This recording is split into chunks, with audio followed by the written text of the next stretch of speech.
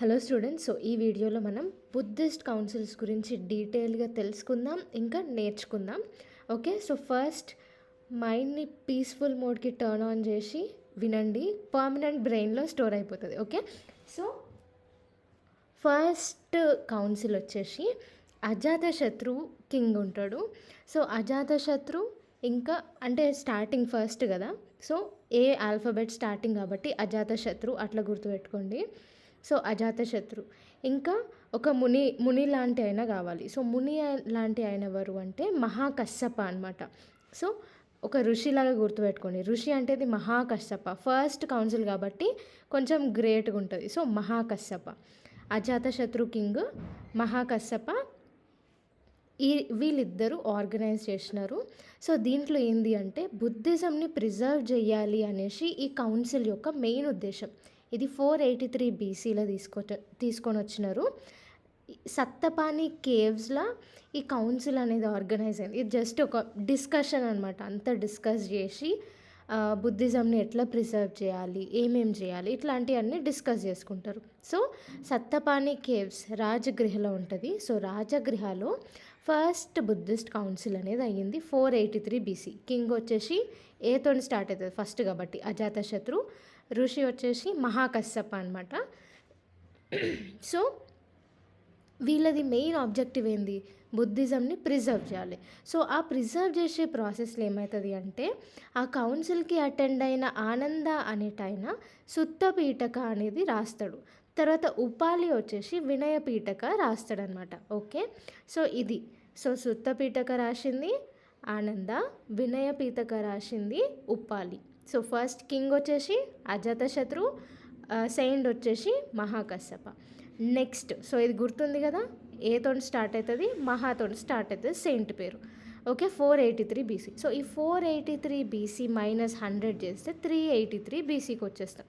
So ఇది second Buddhist council. So second Buddhist కౌన్సిల్లో కాలాశోక king ఉంటాడు.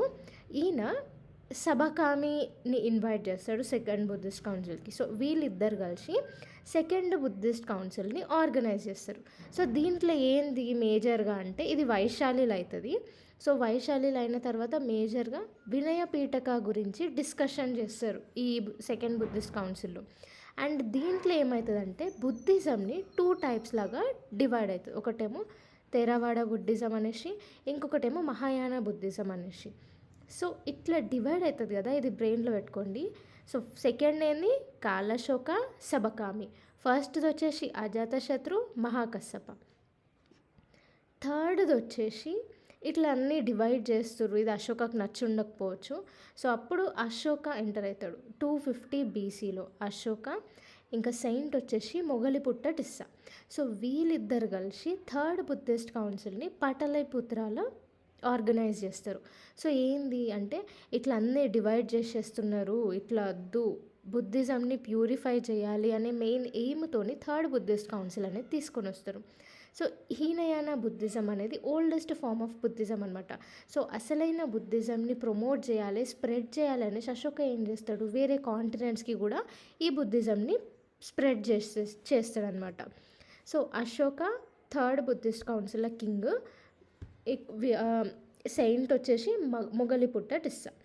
నెక్స్ట్ ఫోర్త్ బుద్ధిస్ట్ కౌన్సిల్ అవుతుంది. సో ఫోర్త్ బుద్ధిస్ట్ కౌన్సిల్ ఏంది అంటే సో బ్రాహ్మణికల్ ఫామ్ లాగా అయిపోతుంది అనమాట. సో దీంట్లో కింగ్ వచ్చేసి కనిష్క. ఇక్కడ ఇద్దరు ఉంటారు సెయింట్స్, ఒక ఆయననేమో వాసుమిత్ర, ఇంకొక ఆయననేమో అశ్వఘోష. ఓకే, వాసుమిత్ర, అశ్వఘోష వీళ్ళిద్దరి అండర్లో ఫోర్త్ బుద్ధిస్ట్ కౌన్సిల్ అనేది అవుతుంది. కింగ్ వచ్చేసి కనిష్క. 72 ADలో అవుతుంది ఇది కాశ్మీర్లో.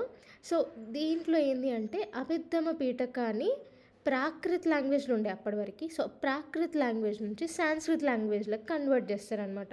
సో ఇక్కడ నుంచి ఏమవుతుంది అంటే మ్యాక్సిమం బుద్ధిస్ట్ స్క్రిప్ట్స్ అన్నీ సాంస్క్రిట్లో యూజ్ చేయడం స్టార్ట్ చేస్తారు. ఓకే, సో అట్లా ఫోర్త్ బుద్ధిస్ట్ కౌన్సిల్ని మనం ఎట్లా గుర్తుపెట్టుకోవాలి, బ్రాహ్మణికల్ ఫామ్ లాగా స్ప్రెడ్ అయిపోతుంది. ఏంటిది అది, అసలు బుద్ధిజం తీసుకొచ్చిందే నార్మల్ పీపుల్కి అర్థం కావడానికి, కానీ ఇక్కడ సాంస్క్రిటైజేషన్ చేస్తున్నారు. ఓకే, సో నెగటివ్గా పాజిటివ్గా అని ఏం లేదు, మనం గుర్తుపెట్టుకోవాలి అంటే ఇట్లా గుర్తుపెట్టుకోవాలి. ఓకే, సో ఫస్ట్ వచ్చేసి ఏతోటి స్టార్ట్ అవుతుంది king. Ajatashatru, Mahakashyapa king Saint.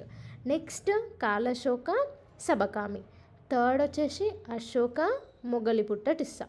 Fourth వచ్చేసి కనిష్క, వసుమిత్ర, ఇంకా అశ్వఘోష. సో ఫస్ట్ ఇక్కడ రాజగృహ అవుతుంది. సెకండ్ బుద్ధిస్ట్ కౌన్సిల్ వైశాలిలో అవుతుంది. Third Buddhist council Pataliputra. Fourth వచ్చేసి కాశ్మీర్లో అవుతుంది. సో ఈ ఫోర్త్ బుద్ధిస్ట్ కౌన్సిల్ అనేది చాలా ఇంపార్టెంట్. ఎందుకంటే ఇక్కడ ఏంది, ఈ బుద్ధిస్ట్ స్క్రిప్ట్స్ అన్ని ప్రాకృత్ లాంగ్వేజ్ నుంచి, లోకల్ లాంగ్వేజ్ నుంచి సాంస్క్రిట్ లాంగ్వేజ్లోకి మార్చడం జరిగింది. సో అందుకు ఈ ఫోర్త్ బుద్ధిస్ట్ కౌన్సిల్ అనేది చాలా ఇంపార్టెంట్. ఓకే, సో మనకి ప్రిలిమ్స్లో వేరే వేరే క్వశ్చన్స్ పేపర్లో కూడా అడుగుతారు. కనిష్క ఉన్నప్పుడు ఎవరు ఉండే ఋషి అంటే వాసుమిత్ర ఉండొచ్చు, అశ్వఘోష ఉండొచ్చు. సో ఈ రెండిట్లో ఏదైనా కరెక్టే. సో ఇద్దరు దీన్ని టేకప్ చేసినారు.